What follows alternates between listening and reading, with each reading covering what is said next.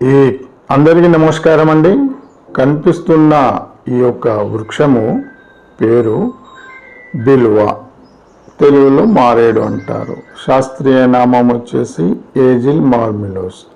ఎందుకు ఈ చెట్టుకు ఇంత విశేషత అంటే, మనము ధార్మికంగా చూస్తే ఈ బిల్వ చెట్టు మీద బిల్వాష్టకమే ఉన్నది. ఎలాంటి అంటే, మీరు చూశారు, దేవుడు శివుడికి ఈ యొక్క పత్రాలను, బిల్వ పత్రాలను ఎంతో భక్తి శ్రద్ధలతో సమర్పిస్తారు.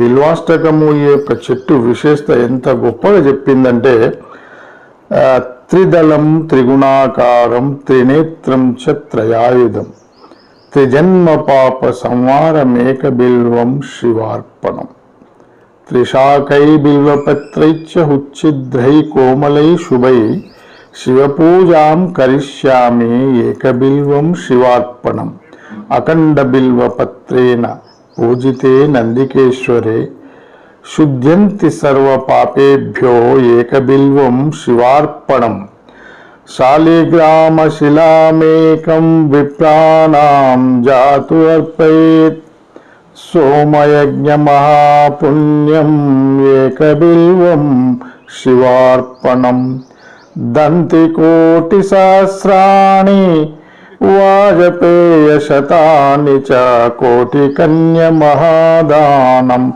ఏకబిల్వం శివార్పణం లక్ష్మ్యాః స్తరత్ ఉత్పన్నం మహాదేవస్య చ ప్రియం బిల్వవృక్షం ప్రయచ్ఛామి ఏకబిల్వం శివార్పణం దర్శనం బిల్వవృక్షస్య స్పర్శానాం పాపనాశనం అఘోర పాప సంవారం ఏకబిల్వం శివార్పణం మూలతో బ్రహ్మరూపాయ మధ్యతో విష్ణురూపిణో అగ్రతా శివరూపాయ ఏకబిల్వం శివార్పణం బిల్వాష్టకం ఇదం పుణ్యం యః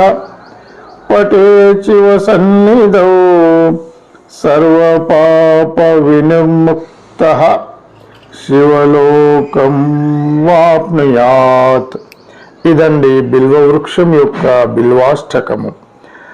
ఎంతోమంది భక్తి శ్రద్ధలతో ప్రతినిత్యము దీన్ని బిల్వాష్టం చదివితే ఎన్నో మంచి ఫలితాలు, పుణ్యము లభిస్తుందని విశ్వాసము.